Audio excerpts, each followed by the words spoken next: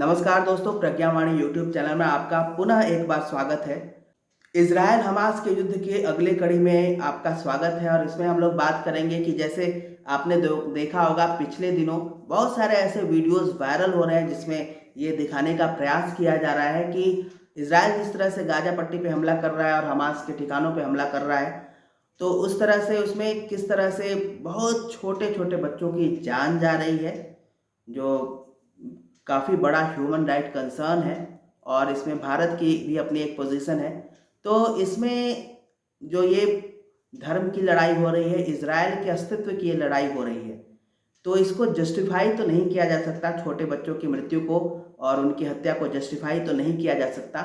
लेकिन आज का समय ऐसा है, ये पहले के ज़माने जैसा युद्ध नहीं है। जैसे भारत में जब महाभारत हुआ था तो कुरुक्षेत्र जैसे क्षेत्र में लोग जाके युद्ध लड़े थे, तो उसमें 2 सैनिकों के बीच, 2 देशों के बीच, राष्ट्राध्यक्षों के बीच और उनके सैनिकों के बीच का युद्ध था। लेकिन आज के टाइम में युद्ध का जो सिनेरियो है वो पूरी तरह से बदल चुका है।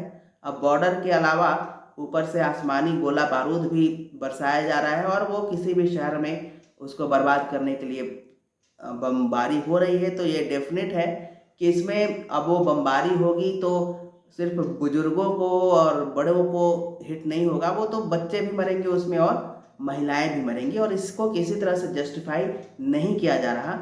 लेकिन ये सारी जो चीज़ें हैं ये कहीं ना कहीं हो सकता है कि आने वाले जो विभत्स घटना हो उसको कम करने का प्रयास हो। जैसे मान लीजिए कि इज़राइल और हमास में ये युद्ध चल रहा है, जो छोटे बच्चे जो मर रहे हैं, अगर वो हमास के कंट्रोल में रहेंगे तो डेफिनेटली वो टेररिस्ट ही बनेंगे। तो इसको मैं एक छोटी सी घटना से आपको सुनाने का प्रयास करता हूँ। महाभारत की कहानी आप जानते होंगे जिसमें 8 वसुओं को श्राप मिला था वशिष्ठ जी के गाय को चुराने के कारण। तो उन वसुओं को जो श्राप मिला था कि भाई उनको मनुष्य योनि में आकर नाना प्रकार के कष्ट भोगने पड़ेंगे, तो उन्होंने माँ गंगे से प्रार्थना की कि हमें जल्दी से जल्दी इस योनि से मुक्ति दे दो। तो उन्होंने क्या किया, शांतनु और गंगा जी की शादी होती है। इस शर्त पर शादी होती है कि गंगा जी ने बोला कि मैं शादी इसी शर्त पे करूँगी कि मैं जो भी करूँगी आप किसी भी तरह का प्रश्न नहीं करेंगे। और इसके बाद जैसे ही पहला बच्चा होता है तो गंगा उनको पानी में प्रवाहित कर देती है, वो बच्चा मर जाता है।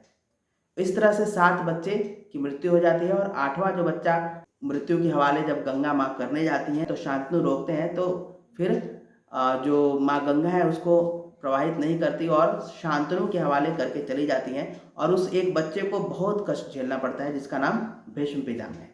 भीष्म पितामह की बात मैंने जो कही, 8 वसुओं की बात की, तो भीष्म पितामह को उनकी भी मृत्यु हुई और बहुत कष्टकारक मृत्यु हुई।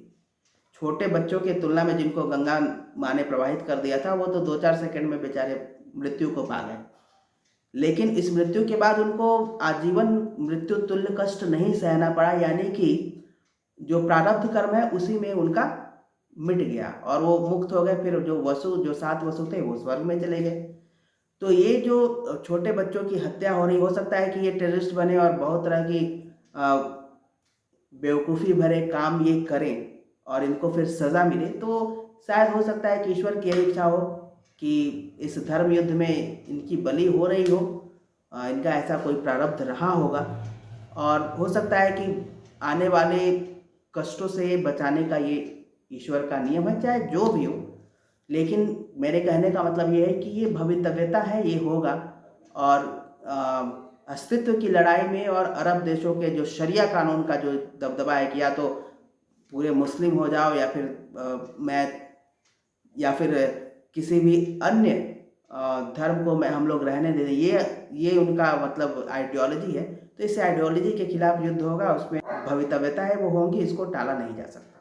तो ये एक घटना हो गई। दूसरी घटना, कृष्ण का जन्म हुआ और चूँकि कंस काफ़ी डरा हुआ था, तो उस समय आपने अगर महाभारत पढ़ी हो या देखी हो तो आपको पता चलेगा कृष्ण के जन्म के समय कंस ने ये ऐलान कर दिया था कि जो भी दूध मुँहे छोटे बच्चे हैं सबको मौत के घाट उतार दिया जाए, और सबको मौत के घाट उतार दिया जाता है। इसमें भगवान कृष्ण भी कुछ नहीं कर पाते। तो हो सकता है कि यही नियति हो, इसको किसी तरह जस्टिफाई नहीं किया जा रहा, लेकिन आतंक के राज्य को ख़त्म करने के लिए, क्योंकि ये इजरायलियों के अस्तित्व की लड़ाई है, अरब देश चाहते हैं कि यहूदी को हम मिटा दें। कहाँ जाएंगे यहूदी?